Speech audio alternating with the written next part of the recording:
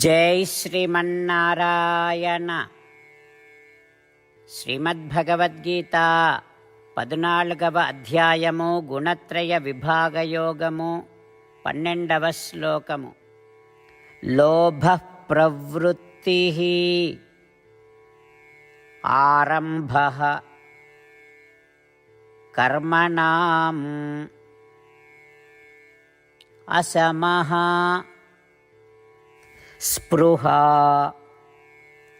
రజస్యేతాని జాయంతే వివృద్ధే భరతర్షభ. ఓం.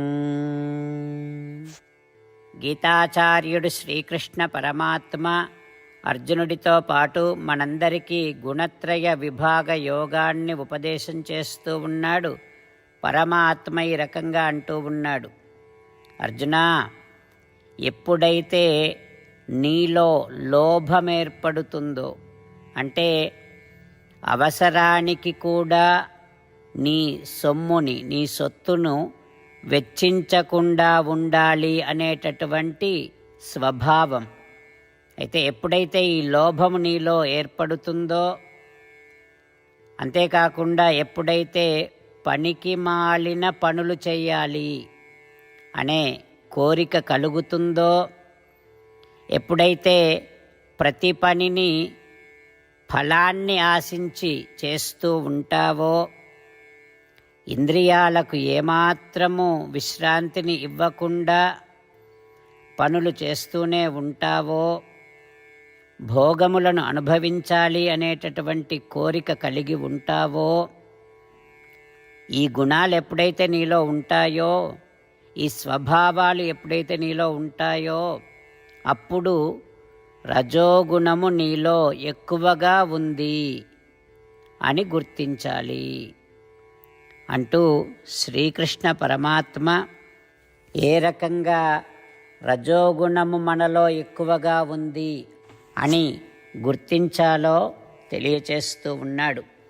ఆ పరమాత్మ ఉపదేశాన్ని మనసారా భావన చేస్తూ, సాత్వికమైన ఆహారాన్ని తీసుకుంటూ, సాత్వికమైనటువంటి కార్యములను చేస్తూ, సత్వగుణాన్ని పెంచుకుంటూ, శ్రీమన్నారాయణుడి చేతిలోని ఒక పరికరములాగా మన జీవితాన్ని కొనసాగిస్తూ, శ్రీమన్నారాయణుడిని పొందటమే మన జీవిత లక్ష్యముగా పెట్టుకొని, శ్రీమన్నారాయణుడిని మాత్రమే శరణు వేడుకుంటూ, పరమాత్మ పలికిన పలుకులను అదేవిధంగా పలికే ప్రయత్నం చేద్దాం.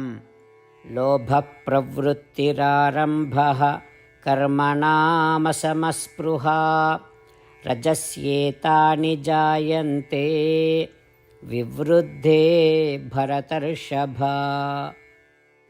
అంతేకాకుండా మనం ప్రతిరోజు శ్రీమన్నారాయణుడికి ఒక 8 పనులు చేస్తాం అని మాట ఇద్దాం. ఎందుకంటే శ్రీకృష్ణ భగవానుడు 18వ అధ్యాయములో 65 నుండి 70వ శ్లోకాల ద్వారా శ్రీమద్భగవద్గీత అంతటికీ సారభూతముగా మనకు 8 పనులు చేయమని చెప్పాడు. అలా చేస్తే చాలు, నేను మిమ్మల్ని అన్ని విధాలుగా రక్షిస్తా అని ప్రమాణపూర్వకముగా ప్రతిజ్ఞ కూడా చేశాడు. అందుకని శ్రీమద్భగవద్గీతను అంతటినీ విన్న తర్వాత అర్జునుడు కూడా చివరకు కరిష్యే వచనం తవ, కృష్ణ నువ్వు చెప్పినట్టే చేస్తా అని అన్నాడు. కనుకనే భగవానుడు అర్జునుడికి అన్ని విధాల విజయాన్ని అందించాడు. మనం కూడా ప్రతిరోజు శ్రీమన్నారాయణుడికి ఆ రకంగానే మాట ఇద్దాం. 8 పనులు చేస్తాం అని మనము మాట ఇస్తే అది అష్టాక్షరీ మహామంత్ర జపము చేసినటువంటి ఫలితాన్ని మనకు ప్రతిరోజు ఇస్తుంది. ఇట్లా మాట ఇవ్వటం కంటే గొప్ప పూజ, యజ్ఞము, తపస్సు మరొక్కటి లేనే లేదు. అందుకని నేను అంటూ ఉంటాను, మీరు మనస్సులో భావిస్తూ ఉండండి. ఈ రకంగా మనము మాట ఇస్తూ ఉంటే శ్రీకృష్ణ భగవానుడి ముఖారవిందములో కలిగేటటువంటి ఆనందాన్ని మనం ప్రతిరోజు దర్శిద్దాం, ఆస్వాదిద్దాం. జై శ్రీమన్నారాయణ. హో శ్రీమన్నారాయణ, నువ్వు చెయ్యమన్నట్టే నేను నిన్నే సంతతము ధ్యానము చేస్తూ ఉంటా. హో శ్రీమన్నారాయణ, నువ్వు చెప్పినట్టే నేను నీ భక్తుడిగానే ఉంటా.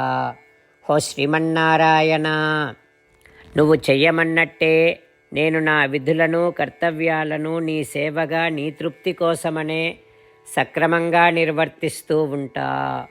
హో శ్రీమన్నారాయణ, నువ్వు చెప్పినట్టే నేను నీవాడిని అనే మహావిశ్వాసముతో నీకే నమస్కరిస్తూ ఉంటా. హో శ్రీమన్నారాయణ, మామేకం శరణం వ్రజ, నన్ను ఒక్కడిని మాత్రమే శరణు వేడుకో అని నువ్వే అన్నావు కనుక నేను నిన్ను ఒక్కడిని మాత్రమే శరణు వేడుకుంటా. హో శ్రీమన్నారాయణ, మా శుచః, ఇక దుఃఖించకు అని నువ్వే నాకు భరోసా ఇస్తున్నావు కనుక నేను ఇక దుఃఖించను. హో శ్రీమన్నారాయణ, నువ్వు చెప్పినట్టే నువ్వు నా కోసమని అనుగ్రహించినటువంటి శ్రీమద్భగవద్గీతను ప్రతిరోజు కనీసము ఒక్క శ్లోకాన్నైనా జ్ఞాపకం చేసుకుంటూ శ్రీమద్భగవద్గీతను అనుసంధానము చేస్తూ ఉంటా. హో శ్రీమన్నారాయణ, నువ్వు చెప్పినట్టే నువ్వందరి కోసమని చెప్పినటువంటి శ్రీమద్భగవద్గీతను తెలియని భక్తులందరికీ తెలియచేసే నా వంతు ప్రయత్నాన్ని నేను నిరంతరము కొనసాగిస్తూనే ఉంటా. హో శ్రీమన్నారాయణ, నేను నువ్వు చెప్పినట్టే చేస్తా, నీకు నచ్చినట్టే ప్రవర్తిస్తా, నీకోసమే పని చేస్తూ ఉంటా. కరిష్యే వచనం తవ. లోభ ప్రవృత్తి ఆరంభ కర్మణాం అసమః స్పృహ రజస్యేతాని జాయంతే వివృద్ధే భరతర్షభ. ఓం లోభ ప్రవృత్తిరారంభ కర్మణామసమస్పృహ రజస్యేతాని జాయంతే వివృద్ధే భరతర్షభ.